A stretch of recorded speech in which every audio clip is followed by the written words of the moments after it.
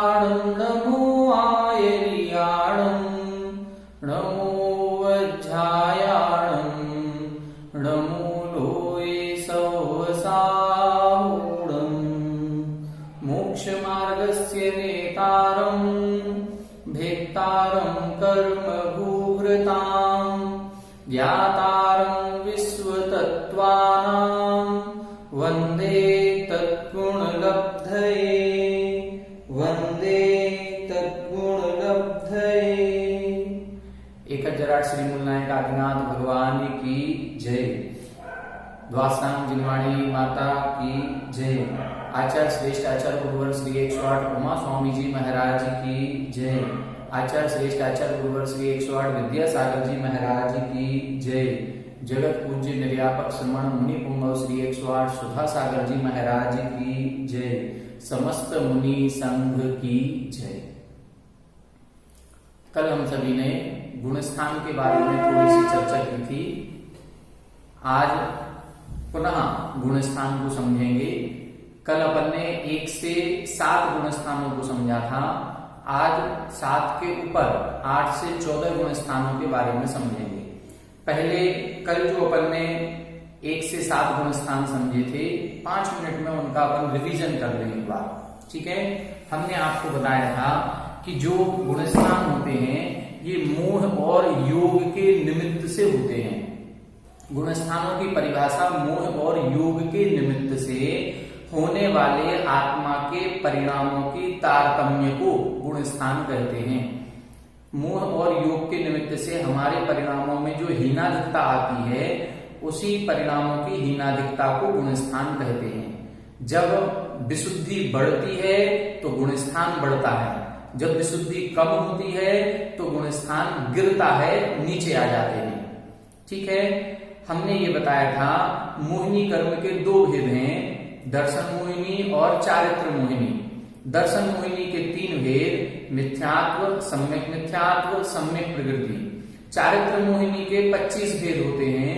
16 कसाय होती हैं, अनंतानुबंधी क्रोधमान माया लोभ, अप्रत्याख्यानावरण क्रोधमान माया लोभ, प्रत्याख्यानावरण क्रोधमान माया लोभ और संजुलन क्रोधमान माया लोभ। 9 कसाय होती हैं, हास्य, रति, अरति, शोक, भय, जुगुप्सा, स्त्रीवेद, पुरुषवेद, नपुंसकवेद। 9 कसायों का गुणस्थानों में कोई विशेष रोल नहीं होता है। इनके उदय से कहीं किसी भी गुणस्थान में हीनाधिक परिणाम ऐसे नहीं बनते हैं कि गुणस्थान चढ़ जाए या गुणस्थान से हम नीचे आ जाए। बाकी 16 कसायों से बहुत प्रभाव पड़ता है और दर्शन मोहिनी जो है 3 प्रकृतियां, इनसे प्रभाव पड़ता है। चारित्र मोहिनी की जो अनंतानुबंधी की 4 प्रकृतियां हैं, ये 4 प्रकृतियां द्विस्वभावी हैं। द्विस्वभावी का मतलब ये सम्यक दर्शन का भी घात करती हैं और चारित्र भी नहीं होने देती, इसलिए इनका ग्रहण दोनों में करते हैं। जब हम प्रारंभ के 4 गुणस्थानों की चर्चा करते हैं तो प्रारंभ के 4 गुणस्थानों में 7 प्रकृतियों की प्रधानता लेते हैं। 3 दर्शन मोहिनी की और 4 अनंतानुबंधी की। 3 दर्शन मोहिनी की मिथ्यात्व, सम्यक मिथ्या, सम्यक प्रकृति और अनंतानुबंधी की 4। ये 7 प्रकृतियां हो जाती हैं। प्रारंभ के 4 गुणस्थान इन्हीं 7 प्रकृतियों की प्रधानता से होते हैं। फिर बाद के जो 5वें से लेकर के 12वें गुणस्थान तक के 8 गुणस्थान हैं, ये चारित्र मोहिनी की जो अप्रत्याख्यानावरण, प्रत्याख्यानावरण, संजुलन आदि कसाय हैं, इनकी प्रधानता से होते हैं। हमने कल आपको बताया था जब कोई जीव के मिथ्यात्व प्रकृति का उदय होता है, कौन सी प्रकृति? मिथ्यात्व। मिथ्यात्व प्रकृति के उदय में गुणस्थान पहला माना जाता है। गुणस्थान कौन सा होगा? पहला। इस प्रकृति के उदय में कैसे परिणाम बनते हैं? इस प्रकृति के उदय में सच्चे देवशास्त्र पर श्रद्धा नहीं होगा, 7 तत्वों पर श्रद्धा नहीं होगा। हम शरीर को ही अपनी आत्मा मानेंगे, राग द्वेष करने में ही हमको आनंद आएगा। जो 7 तत्वों का विपरीत श्रद्धान है, वो विपरीत श्रद्धान इसमें होता है। ठीक है। ऐसा जीव मिथ्या दृष्टि कहलाता है। ऐसे जीव के हमने 2 भेद किए थे। कौन कौन से? एक गृहीत और अगृहीत। ठीक है। अगृहीत का मतलब जो हमने मिथ्यात्व ग्रहण नहीं किया, अनादिकाल से हमारे साथ में लगा हुआ है उसको हम बोलते हैं अगृहीत, और जो ग्रहण किया है उसको बोलेंगे गृहीत। तो अगृहीत में आएगा जैसे अनादिकाल से हमारी आत्मा विभिन्न पर्यायों में जा रही है, तो उस जिस पर्याय में जाती है उस पर्याय के शरीर को ही हम अपना मानने लगते हैं, उसी पर्याय से राग करने लगते हैं। तो ये जो राग की स्थिति बनती है उसको बोलते हैं अगृहीत मिथ्यात्व, ठीक है।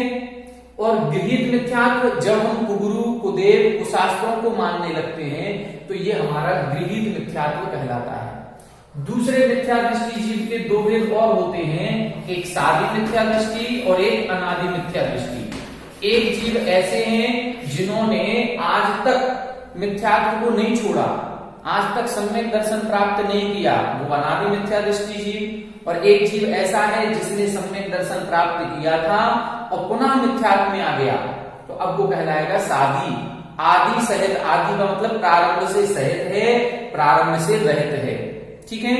तो ये मिथ्यात्व के प्रारंभ से सहित है, मतलब अभी इसका अपन को पता चल जाएगा कि ये सम्यक दर्शन प्राप्त करके इतने समय पहले ही मिथ्यात्व में आया है, इसलिए इसको हम सादी कहेंगे। और जिसने आज तक सम्यक दर्शन नहीं किया वो अनादिकाल से है, ठीक है। तीसरा भेद और करते हैं अपन इसमें, स्वस्थान मिथ्या दृष्टि और सातिशय मिथ्या दृष्टि। स्वस्थान का मतलब जो मिथ्यात्व में है वो मिथ्यात्व में ही रहना है, उसको कहेंगे स्वस्थान। और सातिशय कहते हैं जो अंतर मुहूर्त में नियम से सम्यक दर्शन प्राप्त करेगा, जिसको अंतर मुहूर्त में मिथ्यात्व नियम से छूटने वाला है उसको बोलते हैं हम सातिशय मिथ्या दृष्टि। ये पूरे जितने हैं, चाहे गृहीत मिथ्या दृष्टि हो चाहे अगृहीत, चाहे सादी चाहे अनादि चाहे स्वस्थान चाहे सातिशय, ये सब कौन सा गुणस्थान है? पहला गुणस्थान। यहां गुणस्थान नहीं बढ़ रहा, ये उसी मिथ्या दृष्टि जीव के ही भेद किए जा रहे हैं, ठीक है। अब अपन दूसरी स्थिति देखें, जब हम सम्यक दर्शन प्राप्त करते हैं तो सम्यक दर्शन प्राप्त करते समय हम इन 7 प्रकृतियां जो हमने लिखी थी, कौन कौन सी 7 प्रकृतियां हैं? मिथ्यात्व, ठीक है, सम्यक मिथ्यात्व, सम्यक प्रकृति और अनंतानुबंधी की 4, सम्यक प्रकृति और अनंतानुबंधी, क्रोध, मान, माया और लोभ, ठीक है। ये 7 प्रकृतियां अपनी हो गई। इन 7 प्रकृतियों का यदि हमने उपशम कर दिया तो हम औपसमिक सम्यक दृष्टि कहलाएंगे, गुणस्थान हो जाएगा चौथा। जैसे इन 7 प्रकृतियों का उपशम करेंगे तो गुणस्थान कौन सा हो जाएगा? चौथा। हम कौन हो जाएंगे? सम्यक दृष्टि। कौन से सम्यक दृष्टि? औपसमिक, क्योंकि इन 7 का उपशम किया है। जब इन 7 प्रकृतियों का क्षय कर देते हैं तो फिर जो सम्यक दर्शन प्रकट होगा उसको कहेंगे हम छायक सम्यक दर्शन। और इन 7 में से मिथ्यात्व, सम्यक मिथ्यात्व, इनका अनुदय, अनंतानुबंधी का अनुदय, तो अनंतानुबंधी की 4, सम्यक मिथ्यात्व, मिथ्यात्व, इन 6 प्रकृतियों का अनुदय करते हैं और सम्यक प्रकृति उदय में रहती है, तब जो सम्यक दर्शन होता है उसे हम छायोपशमिक सम्यक दर्शन कहते हैं। गुणस्थान कौन सा? चौथा। अब हम सम्यक दृष्टि जीव कहलाएंगे, ठीक है। तो मिथ्या दृष्टि समझ लिए, सम्यक दृष्टि समझ लिए। अब जब हम सम्यक दृष्टि बनते हैं तो सम्यक दृष्टि में हमने 3 प्रकार के बता दिए, औपसमिक, छायक, छायोपसमिक, ठीक है। छायक सम्यक दृष्टि यदि हम बन जाते हैं तो ऐसा जीव कभी भी मिथ्यात्व में द्वारा नहीं आता, क्योंकि उसने कर्मों का क्षय ही कर दिया। जब कर्म का क्षय हो जाएगा तो ऐसा जीव लौट करके मिथ्यात्व में नहीं आता। अब जो छायोपसमिक है और औपसमिक है ये नीचे आ सकते हैं। तो जब हम औपसमिक सम्यक दर्शन प्राप्त किया और इन 7 को हमने दबा दिया, इन 7 को दबाने के बाद अब हमारे कौन सी प्रकृति उदय में आएगी? यदि हमारी सबसे पहले मिथ्यात्व प्रकृति उदय में आ जाती है तो हमारा गुणस्थान चौथे से कौन सा हो जाएगा? पहला। यदि हमारी सम्यक मिथ्यात्व प्रकृति उदय में आती है तो गुणस्थान हो जाएगा तीसरा। यदि हमारी सम्यक प्रकृति उदय में आती है तो गुणस्थान कौन सा रहेगा? चौथा। लेकिन सम्यक दर्शन कौन सा हो गया? अब औपसमिक से छायोपसमिक, क्यों? क्योंकि इसका उदय नहीं है, इसका उदय नहीं है, इसका भी उदय नहीं है। ना तो मिथ्यात्व उदय में है, ना सम्यक मिथ्यात्व उदय में है, और ना ही अनंतानुबंधी उदय में है। जब ये उदय में नहीं होंगी और सम्यक प्रकृति उदय में होती है तो उसको हम छायोपसमिक सम्यक दर्शन कहते हैं, गुण स्थान चौथा रहेगा। और यदि अनंतानुबंधी का उदय आ जाए तो गुण स्थान दूसरा। क्लियर हुआ? तो ये 4 गुण स्थानों की परिभाषा हमने बताई थी। एक बार फिर से इनको देख लें। मिथ्यात्व प्रकृति के उदय में जो परिणाम बनेंगे वो मिथ्यात्व गुण स्थान कहलाएगा। सम्यक मिथ्यात्व प्रकृति के उदय में जो परिणाम बनेंगे मिश्र परिणाम, ना सम्यक दृष्टि ना मिथ्या दृष्टि। कुछ स्थितियां ऐसी होती हैं अंतर्मुहूर्त के लिए जब निर्णय करना है हमें, अनिर्णय की स्थिति है, दुविधा में है, ये सही है कि ये सही है, उस समय की स्थिति को तीसरा गुण स्थान कहते हैं। ये गुण स्थान केवल अंतर्मुहूर्त के लिए होता है। और उस समय कौन सी प्रकृति का उदय है? सम्यक मिथ्यात्व प्रकृति के उदय से ऐसी स्थिति बनती है। तो गुण स्थान तीसरा। जब तीसरा गुण स्थान होता है जब हम ना तो मिथ्या दृष्टि हैं और ना सम्यक दृष्टि हैं, ऐसी स्थिति में ना तो हमारा मरण हो सकता है और ना ऐसे समय में हम आयुबंध करते हैं। दोनों स्थितियां नहीं होती, क्योंकि ना हम सम्यक दृष्टि हैं ना मिथ्या दृष्टि हैं। तो उस अंतर्मुहूर्त की स्थिति में आयुबंध नहीं होता, उस अंतर्मुहूर्त की स्थिति में हमारा मरण भी नहीं होता। जब मरण नहीं होगा तो विग्रह गति भी तीसरे गुण स्थान में नहीं बनती। ऐसे बहुत सारे सिद्धांत अपन लोग लगाएंगे। जब आप समझ जाएंगे तब क्लियर होगा कि जब मरण नहीं है तो विग्रह गति नहीं है, विग्रह गति नहीं है तो अपर्याप्त अवस्था नहीं है, निरुद्ध पर्याप्त अवस्था नहीं है, मारणांतिक समुद्घात नहीं है, तो ये तीसरे गुण स्थान में नहीं होता। अब हमने आपको क्या बता दिया? पहला गुण स्थान समझ में आ गया। मिथ्यात्व प्रकृति के उदय में पहला गुण स्थान, सम्यक मिथ्यात्व प्रकृति के उदय में तीसरा गुण स्थान, सातों प्रकृतियों के उपसम 6 या 6 उपसम में चौथा गुण स्थान, और औपसमिक सम्यक दृष्टि जीव के अनंतानुबंधी कसाय का उदय आने पर जो स्थिति बनती है वो दूसरा गुण स्थान, उसको बोलेंगे सासाधन सम्यक दृष्टि। ऐसा जीव सम्यक्त्व को घात कर देता है लेकिन मिथ्यात्व में नहीं आया, उसका सम्यक दर्शन तो नष्ट हो गया लेकिन अभी मिथ्यात्व में वो जीव नहीं आया। तो बीच की स्थिति जो है उसको कहेंगे हम सासाधन सम्यक दृष्टि। आसाधना से सहित, जो सम्यक दर्शन की आसाधना से सहित है उसको हम सासाधन सम्यक दृष्टि कहते हैं। ठीक है। इस दूसरे गुण स्थान की स्थिति अधिक से अधिक 6 आवली की बनती है। 6 आवली कितना होता है? 1 सेकंड जो होता है ना, 1 सेकंड में असंख्यात आवली होती है। 1 सेकंड में कितनी आवली? असंख्यात आवली। और हम कितनी बात कर रहे हैं? मात्र 6 आवली की। तो ये स्थिति मात्र 6 आवली की है। हमने आपको उदाहरण दिया था कि कोई 10वीं मंजिल पर ऊपर है और ऊपर से एक पत्थर उसने नीचे फेंका, तो ऊपर से उसने हाथ से छोड़ दिया लेकिन अभी जमीन तक नहीं आया। तो कितनी देर तक नहीं आएगा? मुश्किल से 1-2 सेकंड। तो उस पत्थर के आने में जितना समय लगा उसी तरह से यहाँ पर स्थिति बनती है कि यहाँ सम्यक दर्शन तो छूट गया उसका, अनंतानुबंधी का उदय आते ही सम्यक दर्शन छूट जाएगा, लेकिन अभी मिथ्यात्व में नहीं आया। तो मिथ्यात्व में आने में उसको टाइम लग रहा है। कितना टाइम लग रहा है? जितना दूसरे गुण स्थान का काल है उतना, 6 आवली। तो अधिक से अधिक 6 आवली, कम से कम एक समय, ये कहलाता है दूसरा गुण स्थान। ये 4 गुण स्थान अपन ने समझे थे। इसमें हमने एक चीज और आपको बताई थी कि यदि हमें सम्यक दर्शन प्राप्त हुआ है, चाहे भले वो औपसमिक हो, अंतर्मुहूर्त के लिए हुआ हो, चाहे भले वो हमको 2 सेकंड के लिए सम्यक दर्शन क्यों ना हुआ हो, हमारा अनंत संसार कट करके, छिद करके कितना रह जाता है? अर्धपुद्गल परावर्तन रह जाता है। और एक गारंटी कार्ड हमको मिल जाता है कि ये जीव अब नियम से मोक्ष जाएगा ही जाएगा। लेकिन कब जाएगा अभी ये निश्चित नहीं हुआ। जाएगा ये पक्का है, लेकिन कब जाएगा? अब हम जैसा प्रयास करेंगे, पुरुषार्थ करेंगे तो हम उसी भाव से मोक्ष जा सकते हैं।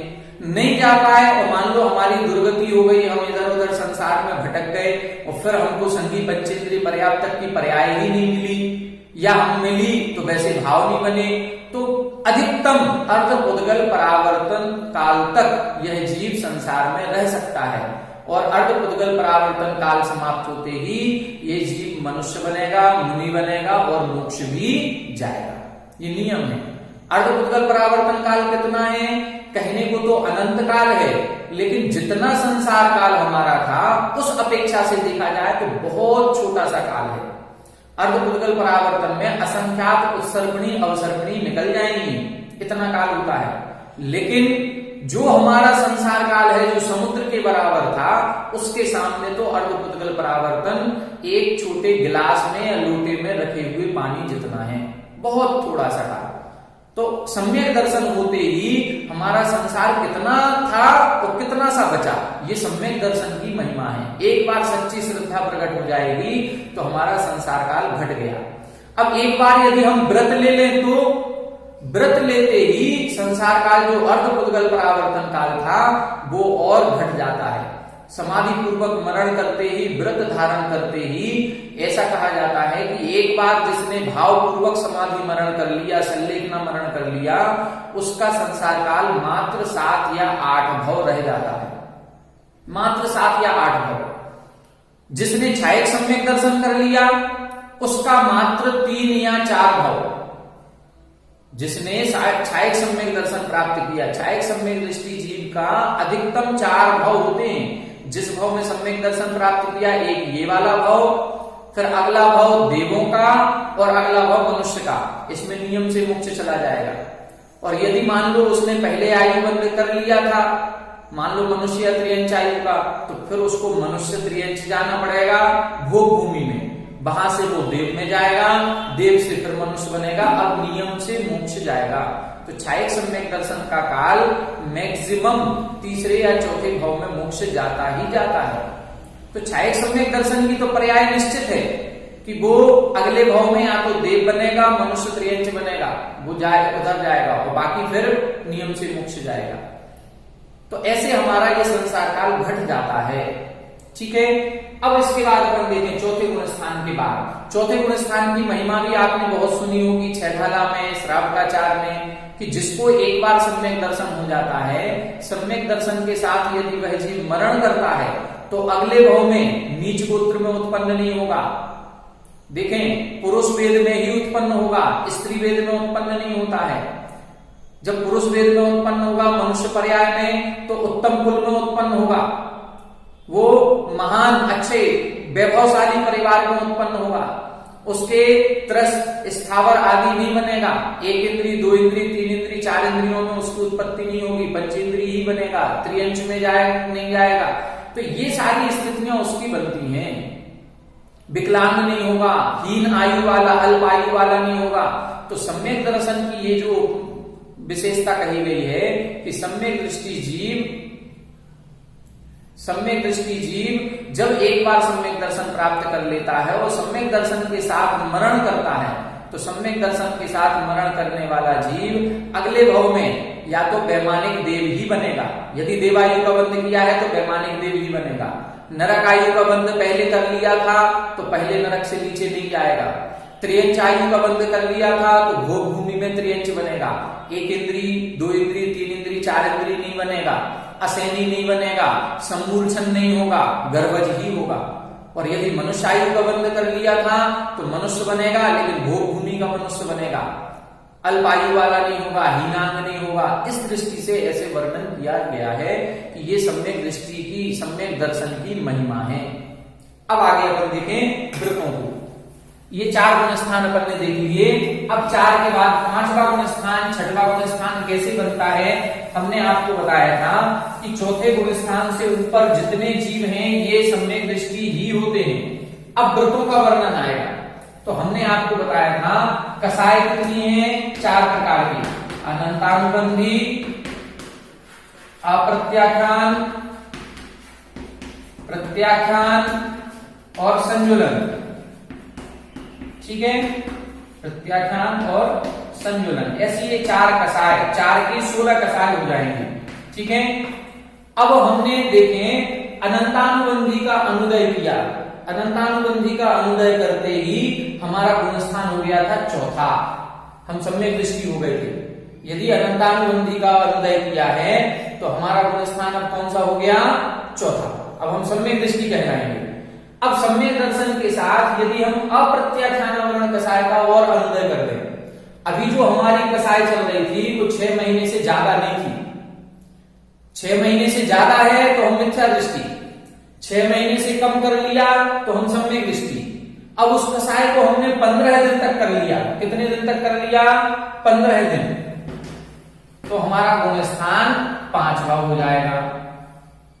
ठीक है, यदि हमारी कसाय 15 दिन तक ही चल रही है तो हमारा गुण स्थान 5वां। अब यदि हमने इस कसाय को और संयमित किया और हमारी कसाय अंतर मुहूर्त से ज्यादा नहीं हो रही है, अंतर मुहूर्त तक ही चलेगी, तो हमारा गुण स्थान 6वां। और संजुलन का यदि हमने मंद उदय कर दिया, क्या कर दिया? मंद उदय कर लिया, तो गुण स्थान 7वां। बस इतनी विशेषता बल को देखनी है। यदि 6 महीने तक ये हमारा चल रहा है, ये कितना है? 6 माह तक, तो चौथा। और 6 माह से अधिक है, 6 माह से अधिक, तो गुण स्थान पहला। ऐसे समझना है, मतलब ये जो गुण स्थान बनते हैं, ऊपर के गुण स्थान हमारी कसाय पर डिपेंड करते हैं। अनंतानुबंधी कसाय की परिभाषा कल हमने बताई थी। अनंतानुबंधी किसे कहते हैं? जो कसाय 6 महीने से ज्यादा चलती है वो अनंतानुबंधी। जो कसाय 15 दिन से ज्यादा और 6 महीने से कम चलती है वो अप्रत्याख्यान। जो कसाय अंतर मुहूर्त से ज्यादा और 15 दिन से कम चलती है वो प्रत्याख्यान, और जो कसाय अंतर मुहूर्त ही चलती है वो संजुलन। तो हमें इनका अनुदय करना है। यदि हमारे अनंतानुबंधी उदय में है तो हम मिथ्या दृष्टि हैं, गुण स्थान पहला होगा। यदि हमारे कोई भी कसाय अनंतानुबंधी 6 माह से कम है, देखो 6 माह तक है तो हमने अनंतानुबंधी को जीत लिया, 6 माह से ज्यादा नहीं जाने दे रहे हैं कसाय को, तो हम सम्यक दृष्टि हो जाएंगे। लेकिन इस कसाय को और कम किया, 15 दिन से ज्यादा नहीं जाने दें, कोई भी लड़ाई झगड़ा, कोई भी हम 4 बातें सुना देते हैं किसी को, तो वो हमें 15 दिन से ज्यादा तक नहीं रखना है। 15 दिन से ज्यादा रखेंगे तो हम सम्यक दृष्टि रहेंगे, वृत्ति नहीं रहेंगे, और 15 दिन तक रखेंगे तो हम वृत्ति हो जाएंगे, व्रत लेने के भाव होंगे। और इधर अंतर मुहूर्त से ज्यादा नहीं होती मुनि राजों की, तो उनका 6वां गुण स्थान होता है। 6वें गुण स्थान में संजुलन का तीव्र उदय होता है और 7वें गुण स्थान में संजुलन का मंद उदय होता है। तो इस प्रकार से हमें समझना है। अब ये जो गुण स्थान चौथा होगा, इस चौथे गुण स्थान को हम बोलते हैं अविरत सम्यक दृष्टि। यहाँ व्रत नहीं है, यहाँ केवल सम्यक दर्शन है, व्रत नहीं ग्रहण अभी किए। पंचम गुण स्थान में हम वृत्ति हो गए। वृत्ति कौन से? हमने अभी 5 पापों का स्थूल त्याग किया है, ठीक है, इसलिए हम वृत्ति कहलाएंगे। अनुवृत्ति हम 5 पापों का सूक्ष्म त्याग कर देते हैं, महावृत्ति हो जाते हैं, मुनि बन जाते हैं। सब 5 पापों का सूक्ष्म से भी त्याग हो जाता है, तो हम मुनि हैं। मुनियों का गुण स्थान 6वां 7वां।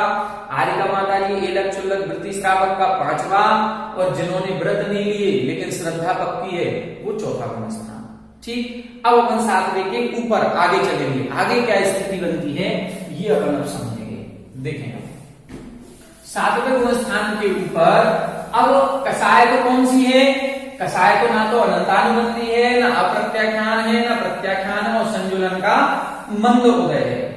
अब लेकिन ऊपर की स्थिति ऐसी बनती है कि 7वें गुण स्थान के हम 2 भाग करेंगे। पहले 7वें को समझ लें। 7वें गुण स्थान के कितने भाग करेंगे? 2 भाग, ठीक है। ये है, ये हमने 7वें के 2 भाग कर दिए। एक ये है स्वस्थान और ये है सातिशय, ठीक है। ये स्वस्थान अप्रमत्त व्रत और ये सातिशय अप्रमत्त व्रत, ऐसे 2 भेद हो गए 7वें गुण स्थान के। स्वस्थान किसे कहते हैं? जब सप्तम गुण स्थान वाला जीव, जब सप्तम गुण स्थान वाला जीव 6वें की ओर आता है, ठीक है, जब 6वें की ओर आ रहा है तो स्वस्थान, और सप्तम वाला जीव यहां 8वें की ओर जा रहा है तो उसको बोलते हैं सातिशय। अभी वर्तमान में सप्तम गुण स्थान मुनिराजों के होता है, लेकिन ये सातिशय वाला नहीं होता। वर्तमान में सातिशय अप्रमत्त व्रत नहीं है, अभी कौन सा है? स्वस्थान। एक बार यदि सातिशय में प्रवेश कर दिया तो नियम से फिर 8वें गुणस्थान में प्रवेश करेगा ही करेगा। ठीक है, तो यहां पर अपन को क्या समझना? 7वें गुणस्थान के दो भाग, स्वस्थान और सातिशय। जब स्वस्थान उसे कहेंगे जब अप्रमत्त व्रत 7वें गुणस्थान वाला जीव 6वें की ओर आता है तो ये स्वस्थान है, और जब 8वें की ओर जाए, 8वें की ओर प्रोसेस होने लगती है तो उसको हम सातिशय कहते हैं। इस सातिशय अप्रमत्त व्रत का दूसरा नाम है अघा प्रवत्तकरण। इसको क्या बोलते हैं? अघा प्रवत्तकरण या अघाकरण के परिणाम। ये करण परिणाम होते हैं, 3 करण होते हैं, अघाकरण, अपूर्वकरण, अनिवृत्तिकरण। तो यहां ये अघाकरण के परिणाम कहलाते हैं। जो एक बार अघाकरण में प्रवेश कर जाता है वो फिर आगे ही बढ़ेगा। और ये अघाकरण के परिणाम करने के लिए हमें उत्तम 3 सहनन चाहिए, या तो वज्रवृषभ नाराज सहनन हो, या वज्र नाराज सहनन हो, या नाराज सहनन हो। और वर्तमान पंचम काल में ये तीनों ही सहनन का अभाव है। अभी हमारे अंतिम 3 सहनन हो सकते हैं। जब अंतिम 3 सहनन है तो हम ऊपर नहीं जा सकते, इसीलिए वर्तमान में कहा जाता पंचम काल में मोक्ष नहीं है। अब आगे देखें, जब यहां प्रवेश करते हैं तब क्या स्थिति बनती है? 7वें गुणस्थान से अब 2 रास्ते प्रारंभ हो जाएंगे। 7वें के सातिशय, ये कौन सा वाला है? सातिशय। जैसे ये सातिशय में प्रवेश करेंगे यहां से अब 2 रास्ते हो जाएंगे। एक कहलाती है उपसम श्रेणी, इसको क्या बोलते हैं? उपसम श्रेणी। और एक को बोलते हैं छपक श्रेणी। ठीक है, 7वें गुणस्थान जो सातिशय है यहां से 2 भाग कर दिए, एक उपसम श्रेणी और एक छपक श्रेणी। रास्ते 2 है, 2 रास्ते के अपेक्षा से बन गए। अभी देखें, हमने मोहिनी कर्म की 7 प्रकृतियां एक तरफ की थी और 21 प्रकृतियां एक तरफ है। 28 है अनंतानुबंधी की 4, मिथ्यात्व, सम्यक मिथ्यात्व, सम्यक प्रकृति, ये अपनी 7 प्रकृतियां हो गई। ये 7 प्रकृतियों का उपसम 6 उपसम हम करते हैं तो सम्यक दर्शन हो जाता है। अब जो 21 प्रकृतियां और बची हैं, अप्रत्याख्यानावरण की 4, प्रत्याख्यानावरण की 4, संजुलन की 4 और नव नो कसाय, ये अब 21 प्रकृतियों का उपसम करना है तो हम उपसम श्रेणी चढ़ेंगे। उपसम श्रेणी क्यों चढ़ते हैं? 21 प्रकृतियों का उपसम करने के लिए। क्या? 21 प्रकृतियों का उपसम करने के लिए। ठीक है, उपसम श्रेणी। और 21 प्रकृतियों का क्षय करने के लिए छपक श्रेणी। क्लियर हुआ? अब हमारे अंदर की विशुद्धि कैसी है? हमारी विशुद्धि देखें, उपसम करना यानी दबाना और क्षय करना यानी नष्ट करना। तो अब हमें अपनी विशुद्धि बनानी है कि हमारे परिणामों में विशुद्धि क्षय की हो रही है या उपसम की हो रही है। दबाने में कम विशुद्धि चाहिए और क्षय करने में ज्यादा विशुद्धि चाहिए। ठीक है, अब जब हम उपसम श्रेणी पर चढ़ते हैं तो हम इन 21 प्रकृतियों को दबाते हुए जाएंगे, उपसम करते हुए जाएंगे। और जब हम किसी चीज को दबाते हैं तो इसका काल अंतर मुहूर्त से ज्यादा नहीं होता और ऐसे जीव के वो प्रकृतियों का उदय वापस हो जाएगा। वापस हो जाएगा तो जिसको हम दबाते हुए आगे बढ़े थे, जैसे वो वापस उदय में आएंगे तो हम वापस पुनः लौट करके आ जाएंगे।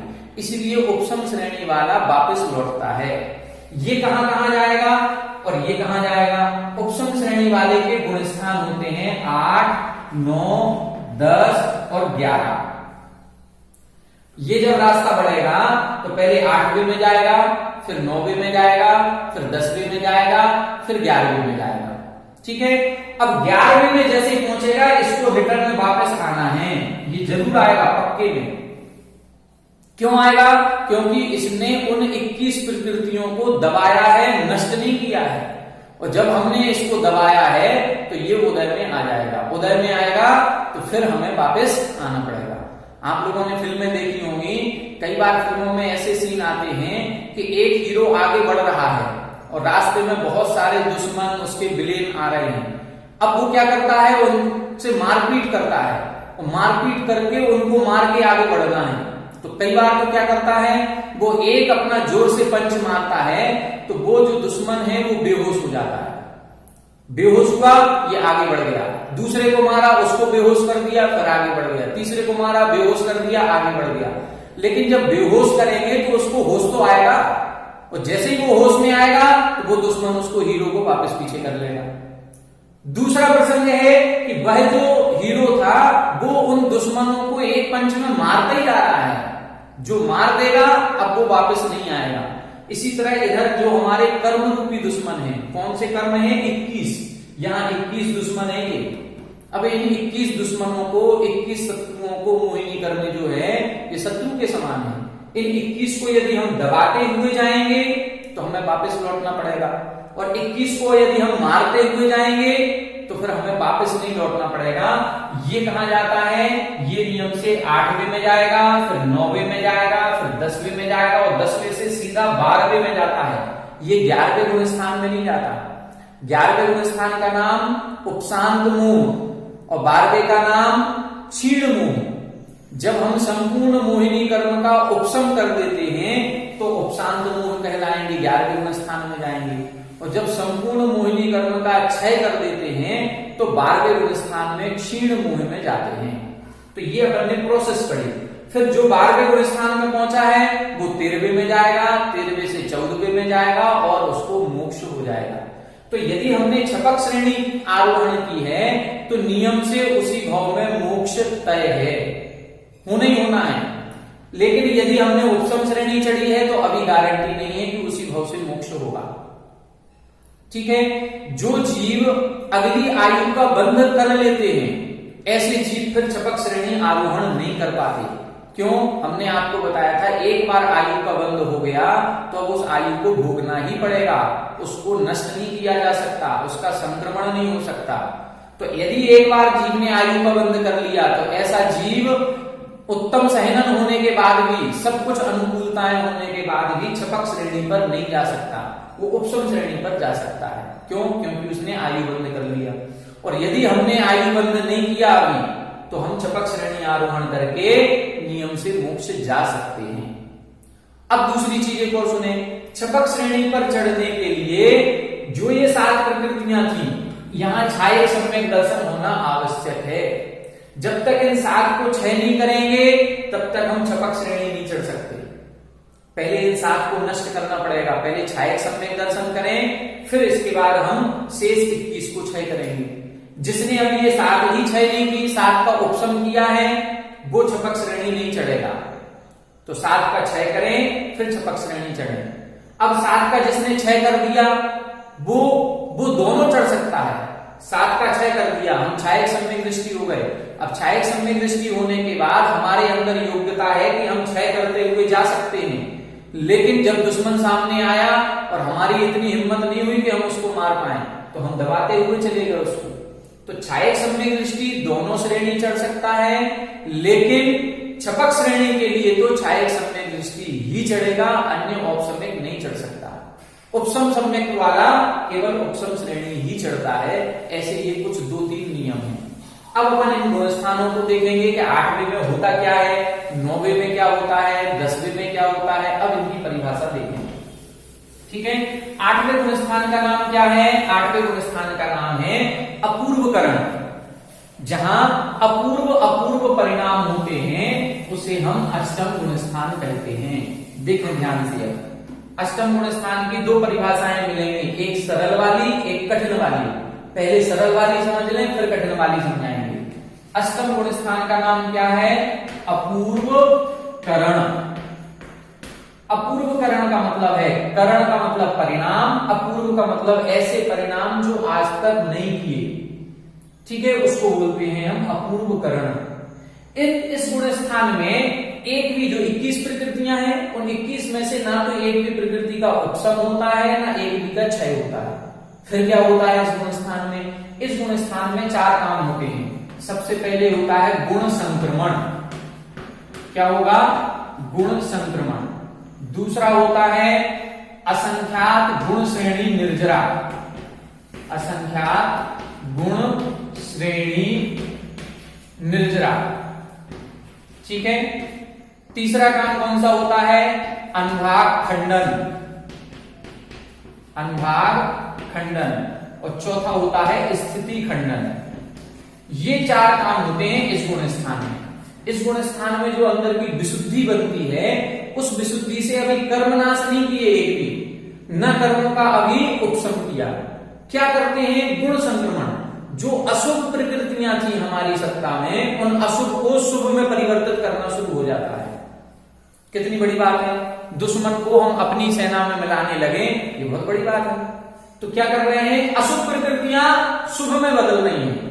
असाता वेदनी साता वेदनी में बदलने लगेगी, और अन्य अशुभ जो है नीच गोत्र उच्च गोत्र में बदलेगा। ये सारी प्रकृतियां जो अशुभ हैं, पाप प्रकृतियां थी, वो पुण्य प्रकृतियों में बदलना प्रारंभ हो जाता है। ठीक है। असंख्यात गुण श्रेणी निर्जरा, प्रति समय असंख्यात गुण क्रम में कर्मों को क्षय करना प्रारंभ कर देते हैं। ये क्षय कैसा हो रहा है? ये क्षय समूल नष्ट नहीं कर रहे हैं, इसलिए इसको निर्जरा लिखा। वो कर्म का क्षय नहीं है कि पूरा कर्म क्षय कर दिया। कोई भी कर्म प्रकृति मूल रूप से नष्ट इस गुण स्थान में नहीं होती, उसकी निर्जरा होने लगती है। वो भी कैसे? असंख्यात गुणित क्रम में निर्जरा होती है। तीसरा है अनुभाग खंडन। अनुभाग खंडन का मतलब है जो अशुभ प्रकृतियां हैं, वैसे तो हम बदलने लगे, लेकिन बदलने के साथ साथ जो अशुभ प्रकृतियां नहीं बदली जा रही हैं अभी, उनका अनुभाग अनंत गुना हीन कर देते हैं, उनके फल देने की शक्ति। अब वो अशुभ प्रकृति उदय में आएगी भी तो उसका अनुभाग अनंत गुना हीन होगा, इसको बोलते हैं अनुभाग खंडन। और स्थिति खंडन, जो पुण्य और पाप प्रकृतियां हैं उनकी स्थिति को घटाते हैं। बहुत लंबे समय तक यदि स्थिति बनी रहेगी तो हमें संसार में रहना पड़ेगा, तो उन स्थितियों को धीरे धीरे ऊपर से घटाना शुरू कर देते हैं। तो ये 4 काम 8वें गुण स्थान में होते हैं। इस गुण स्थान की परिभाषा क्या लगाएंगे? इस गुण स्थान की परिभाषा लगाएं कि जिस गुण स्थान में अपूर्व परिणाम होते हैं, और जहां कर्मों में गुण संक्रमण, असंख्यात गुण श्रेणी निर्जरा, अनुभाग खंडन और स्थिति खंडन, ये 4 कार्य होते हैं, वो अष्टम गुण स्थान कहलाता है। ठीक है। तीसरा, अब अपन अगला देखें 9वां गुण स्थान। 9वें गुण स्थान का नाम क्या है? अनिवृत्तीकरण। अनिवृत्तीकरण। इस गुण स्थान में कुछ काम होते हैं। इस गुण स्थान में क्या काम होंगे? देखें ध्यान से। अनिवृत्तीकरण का मतलब है जहां परिणामों में भिन्नता नहीं पाई जाती।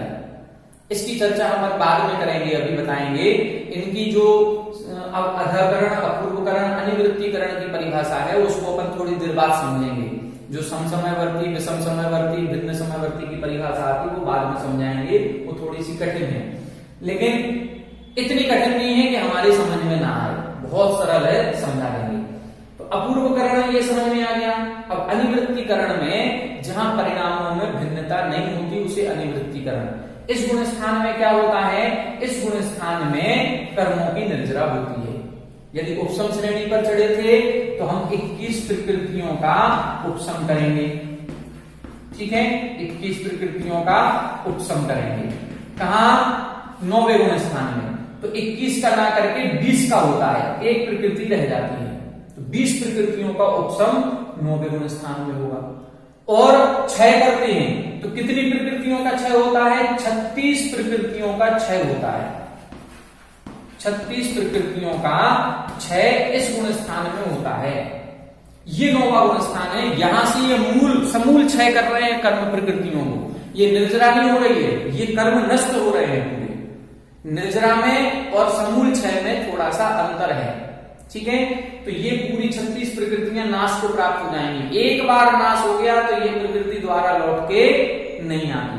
जब उपशम श्रेणी चढ़ेंगे तो 20 प्रकृतियों का उपशम करेंगे, छपक श्रेणी चढ़ेंगे तो 36 प्रकृतियों का क्षय करते हैं। अब इन 36 में कौन कौन सी हैं? इन 36 में 20 प्रकृतियां तो मोहिनी की हुई। ठीक है, ये वाली जो 20 प्रकृतियां ये मोहिनी की हैं। 13 प्रकृतियां जो हैं वो नामकर्म की होती हैं, और 3 प्रकृतियां जो हैं वो दर्शनावरण की होती हैं। ठीक है, 3 प्रकृतियां दर्शनावरण की। जब 8वां अध्याय पढ़ेंगे तो इनमें उनके नाम आएंगे, पूरे प्रकृतियों के नाम अपन समझेंगे। अभी हम बता दे रहे हैं 3 दर्शनावरण की, निद्रा निद्रा, प्रचला और स्त्यांग वृद्धि, ये 3 निद्राएं नष्ट होती हैं। 13 नामकर्म की होती हैं, उसमें 4 एक इंद्री जाति, दो इंद्री जाति, तीन इंद्री जाति, चार इंद्री जाति, त्रियंच गति, त्रियंच गत्यानुपूर्वी, नरक गति, नरक गत्यानुपूर्वी। तो 4 ये और 4 वो 8 हो गई। और फिर आतप, उद्योत, सूक्ष्म, साधारण और स्थावर, ऐसे ये 13 प्रकृतियां नामकरण की। और 20 मोहिनी की, 20 मोहिनी की कौन सी? पूरा अप्रत्याख्यानावरण की 4, प्रत्याख्यानावरण की 4, तो कितनी हो गई? 8। और संजुलन की 3, कितनी हो गई? 11। लोभ को छोड़ दें अकेला, संजुलन क्रोध, संजुलन मान, संजुलन माया और नव नौकसाय। तो ऐसे ये 20 प्रकृतियां नष्ट होती हैं, संजुलन लोभ रह जाता है केवल एक। तो सारी कसाय यहां पर नष्ट हो गई, या सारी कसाय उपशम हो गई। 20 यहां पर उपशम हो गई, या 20 यहां पर क्षय हो गई। अब 9वें गुण स्थान में जब ये पूरा काम हो गया, अब 10वें में जाएंगे। तो 10वें में जाएंगे तो वो जो सूक्ष्म लोभ बचा है, वो सूक्ष्म लोभ को भी बहुत हल्का कर देते हैं। इसमें और 4 काम होते हैं, जैसे इधर 4 काम हुए, गुण संक्रमण, असंख्यात गुण श्रेणी, निर्जरा, अनुभाग, खंडन, स्थिति खंडक, ये 8वें गुण स्थान में। ऐसे ही 9वें गुण स्थान में भी 4 काम होते हैं। 4 काम कौन से होंगे? पहले तो ये हो गया, या तो 20 प्रकृतियों का उपशम करेंगे या 36 प्रकृतियों का क्षय करेंगे। अब 36 का तो क्षय कर दिया, एक बची अभी संजुलन लोभ। तो संजुलन लोभ, जैसे अपन लोग हल्दी होती है, हल्दी की मोटी गांठ है, अब उस हल्दी की मोटी गांठ को बारीक नहीं पीसा जाता, पहले उस मोटी गांठ को खल्लड़ में कूट करके छोटे छोटे टुकड़े करते हैं। फिर जब छोटे छोटे टुकड़े हो जाएंगे, फिर मिक्सी में चलाएंगे उसको, तो बारीक बन जाती है। फिर ऐसी बारीक हल्दी को हम मसाले के रूप में प्रयोग करते हैं। इसी तरह से यहाँ पर जो लोभ था, वो भी हल्दी की गांठ जैसा था। उस हल्दी की गांठ की उस लोभ को इस 9वें गुण स्थान में ही खल्लड़ से कूट देंगे, छोटा छोटा बचेगा। फिर उसको 9वें गुण स्थान में ही बिल्कुल बारीक पीस देंगे। अब बारीक पीसने के बाद अब उसको नष्ट करने में टाइम नहीं लगेगा। अब जाएंगे 10वें गुण स्थान में, इसलिए 10वें गुण स्थान का नाम है सूक्ष्म सांप्राय। 10वें गुण स्थान का नाम क्या है? सूक्ष्म सांप्राय। ये क्लियर हो गया। 8वां और 9वां गुण स्थान, इसमें ये समझना है, क्या समझे अपन इसमें, कि 7वें गुण स्थान से ऊपर 8वें में गए तो 8वें गुण स्थान में ये 4 काम होंगे। गुण का संक्रमण करेंगे, असाका अशुभ प्रकृतियां शुभ प्रकृति में बदलेंगी, असंख्यात गुण श्रेणी निर्जरा भी होगी, अनुभाग भी घटेगा और स्थिति भी घटेगी। 9वें गुण स्थान में आएंगे तो यदि उपशम श्रेणी में है तो 20 प्रकृतियों का उपशम करेंगे मोहिनी की, और यदि छपक श्रेणी में है तो 20 प्रकृतियां जो मोहिनी की उनका तो क्षय करेंगे ही करेंगे, साथ में 13 नाम करने की प्रकृतियां भी क्षय होती हैं और 3 दर्शनावरण की भी क्षय होती हैं। अब जो एक संजुलन लोभ बचा है उसको भी कूट पीट करके बिल्कुल बारीक कर देते हैं, बिल्कुल पिसी हुई हल्दी की तरह। अब अपन पहुंचेंगे कहां? 10वें गुण स्थान में। अब जब 10वें गुण स्थान में हम पहुंचे तो 10वें गुण स्थान का नाम क्या है? सूक्ष्म सांप्राय। 10वें गुण स्थान का नाम क्या है? सूक्ष्म सांप्राय। सांप्राय का मतलब कसाय, और वो कसाय कैसी है? सूक्ष्म है। वो कसाय कैसी रह गई? अब सूक्ष्म कसाय रह गई है। तो वो सूक्ष्म कसाय को भी अब इस 10वें गुण स्थान में नष्ट किया जाएगा। कौन सी कसाय थी वो? लोभ, संजुलन लोभ। तो इसमें जो संजुलन लोभ है इसको नष्ट कर देती है। ठीक है, तो ये इसीलिए कहा जाता है कि कसाय 10वें गुण स्थान तक पाई जाती है। अपन लोगों ने जब सांप्रायिक आश्रव, इडियापथ आश्रव पढ़ा था तो सांप्रायिक आश्रव में बताया था कसाय सहित आश्रव, सांप्रायिक आश्रव कौन से गुण स्थान तक? पहले से 10वें तक, क्योंकि यहां संजुलन लोभ बचा हुआ है। अब 10वें गुण स्थान के परिणामों से इस संजुलन लोभ को या तो उपशमित करेंगे, उपशम श्रेणी वाला उपशम कर देगा, और छपक श्रेणी वाला क्षय कर देगा। वो क्षय करेगा और ये उपशम कर देगा। ठीक है, तो ये जैसे ही संजुलन लोभ अब अपन ने उपशम कर दिया, जैसे ही संजुलन लोभ का उपशम होगा तो उपशम होते ही पूरी मोहिनी कर्म उपशम हो गई। अब 20 प्रकृतियों को 9वें गुण स्थान में उपशम किया और 21वीं प्रकृति 10वें गुण स्थान में उपशम हुई। जैसे ही पूरा मोहिनी कर्म उपशमित हुआ, गुण स्थान हमारा 11वां। 11वें गुण स्थान का नाम क्या है? उपशांत मोह। ये अब हो गया 11वां गुण स्थान। क्लियर हुआ? जैसे ही ये पूरी उपसम श्रेणी से चढ़ रहे थे तो उपसम श्रेणी से चढ़ने वाला 8वें में जाएगा, 9वें में जाएगा, 10वें में जाएगा और 10वें से 11वें में आएगा। तो 8वें में उसने गुण संक्रमण आदि काम किए, 9वें में 20 प्रकृतियों को दबाया, 10वें में एक संयोजन लोभ को दबाया और जैसे ही ये लोभ सब दब गए वैसे ही गुण स्थान हो गया 11वां उपशांत मोह। और यदि हम छपक श्रेणी में जा रहे हैं तो जब छपक श्रेणी में जाएंगे तो हम पहुंचेंगे सीधे 12वें गुण स्थान में, इसका नाम है क्षीण मोह। ठीक है, ये क्षीण मोह। तो 10वें गुण स्थान को समझ गए। 10वें गुण स्थान का नाम है सूक्ष्म सांप्राय। सूक्ष्म सांप्राय का मतलब जहां पर कसाय अत्यंत सूक्ष्म बस्ती है उसको हम सूक्ष्म सांप्राय गुण स्थान कहते हैं। यहाँ कौन सी कसाय है? संजुलन लोभ। वो भी संजुलन लोभ का मंद से मंदतर उदय होता है, बहुत अत्यंत सूक्ष्म लोभ कसाय रहती है, उसको बोलते हैं 10वां गुण स्थान। और जैसे ही इस सूक्ष्म लोभ को भी नष्ट कर देंगे तो 12वें में और उपशम करेंगे तो 11वें में।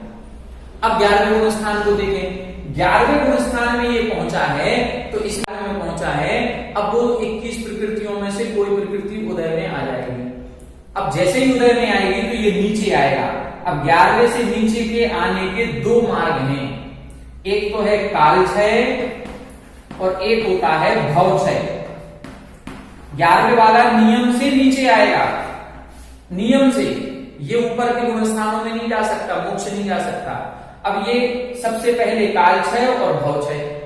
जैसे 11वां गुण स्थान 1 मिनट के लिए हुआ, माना कि 1 मिनट के लिए हमने किसी प्रकृति को दबाया था, जैसे सबसे लास्ट में कौन सी प्रकृति दबाई? संयोजन लोभ। इस संयोजन लोभ को 1 मिनट के लिए दबाया तो 1 मिनट तक हम 11वें गुण स्थान में रहेंगे और जैसे ही संयोजन लोभ उदय में आएगी हम वापस 10वें गुण स्थान में पहुंच जाएंगे।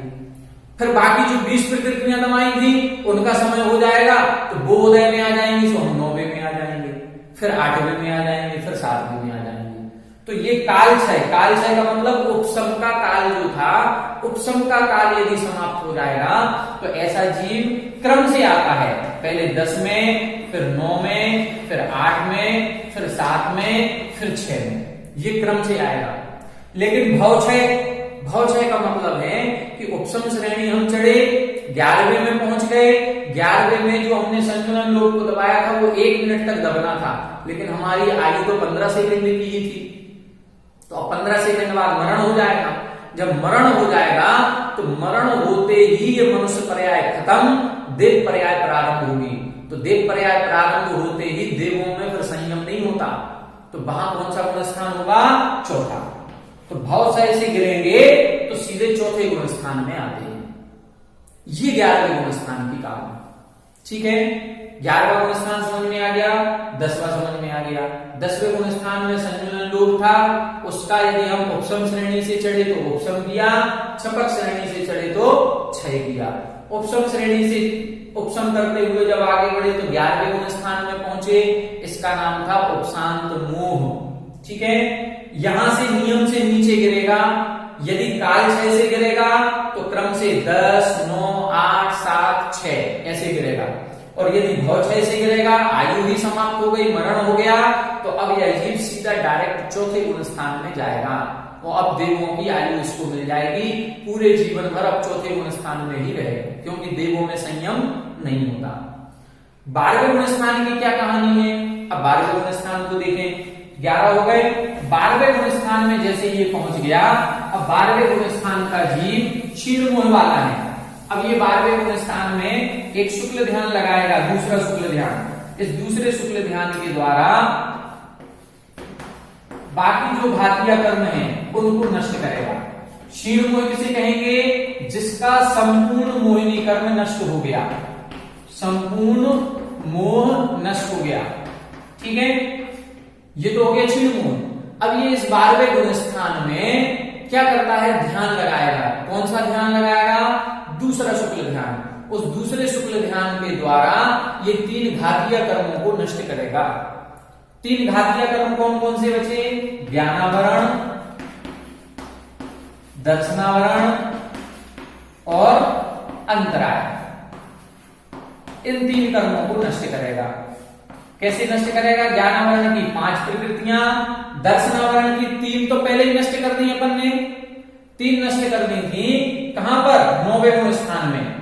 तो बाकी कितनी बची थी? 6, और अंतराय की 5। ऐसी 16 प्रकृतियां ये 12वें गुण स्थान में 6 को प्राप्त होती हैं। ये 6 हो जाएंगी 12वें गुण स्थान में। तो अब अपन को ये समझना है कि इस 12वें गुण स्थान में घातीय कर्म नष्ट हो गए, और जैसे ये घातीय कर्म नष्ट हुए अब क्या हो जाएगा? अब 12वें गुण स्थान में जैसे ही घातीय कर्म नष्ट हुए अब हमारे केवल ज्ञान प्रकट हो जाएगा, और केवल ज्ञान प्रकट होते ही अब हमारे अनंत ज्ञान, अनंत दर्शन, अनंत सुख, अनंत वीर्य प्रकट हो जाएगा। अब हम केवल ज्ञानी कहलाने लगेंगे। अब हमारा गुण स्थान होगा 13वां गुण स्थान। अब हम कहलाएंगे सयोग केवली। तो 12वें गुण स्थान में हमने 16 प्रकृतियां और 6 कर दी। अपन लोग बोलते हैं कर्मनि की 63 प्रकृति नासी, जीते 18 दोष राशि। तो कर्मन की 63 प्रकृति नाश का क्या मतलब है? कर्मन की 63 प्रकृति नाश का मतलब क्या हुआ वो देखें। 63 प्रकृतियां कौन कौन सी? अब हमने आपको बता दिया, क्या बताया था? 7 प्रकृतियां तो पहले नष्ट की उसने, अनंतानुबंधी की 4, और कौन कौन सी? मिथ्यात्, सम्यक मिथ्यात्, सम्यक प्रकृति। ये 7 प्रकृतियां पहले नष्ट कर दी इसने। कहां नष्ट की? 4 से 7वें गुण स्थान तक। देखें अब 13 जो हम कर्मों की प्रकृतियों के नाश की बात कर रहे हैं उसको समझें। 4 से 7वें गुण स्थान के बीच में 7 प्रकृतियां नष्ट की। 7 कौन कौन सी हैं? ये अनंतानुबंधी, ठीक है, और मिथ्यात्व, सम्यक मिथ्यात्व और सम्यक प्रकृति, ठीक है। ये 7 प्रकृतियां कहां नष्ट की? 4 से 7वें तक। फिर प्रकृतियां कहां नष्ट होती हैं? 9वें गुण स्थान में। 9वें गुण स्थान में 36 प्रकृतियां नष्ट होंगी।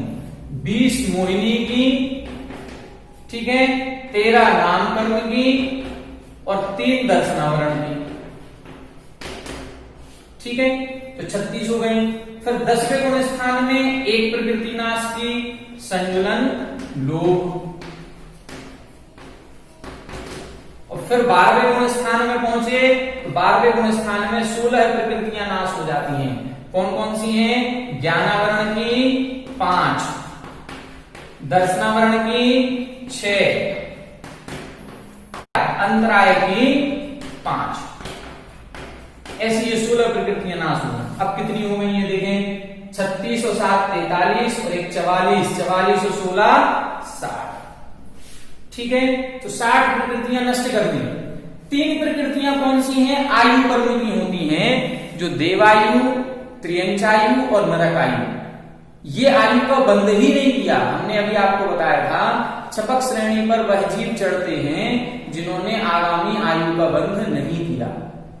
जब आगामी आयु का बंध नहीं हुआ है तो वो जीव छपक श्रेणी चढ़ेगा, और जब आयु का बंध ही नहीं किया तो अब उन प्रकृतियों को नष्ट भी नहीं किया जाए। तो यहां ये बता रहे थे, ये क्लियर हो गया। अब 13वें गुण स्थान में जब हम पहुंच जाएंगे तो 63 प्रकृतियां नाश को प्राप्त हो जाती हैं, और 63 प्रकृतियों के नाश को ही हम लिखते हैं कर्मनि की 63 प्रकृति नाश।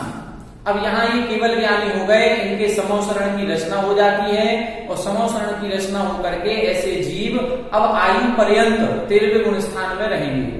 जब आयु का अंतिम अंतर मुहूर्त बचेगा तब समोसरण नष्ट होकर के योग निरोध करते हैं, और योग निरोध होने के बाद 14वें गुण स्थान में पहुंचते हैं योगों को नष्ट करके, और अंतिम अंतर मुहूर्त में 14वें गुण स्थान में पहुंच करके अब बची हुई जो 85 प्रकृतियां हैं, 63 ये चली गई, 85 और बची, उन 85 प्रकृतियों को नष्ट करके मोक्ष को प्राप्त करते हैं।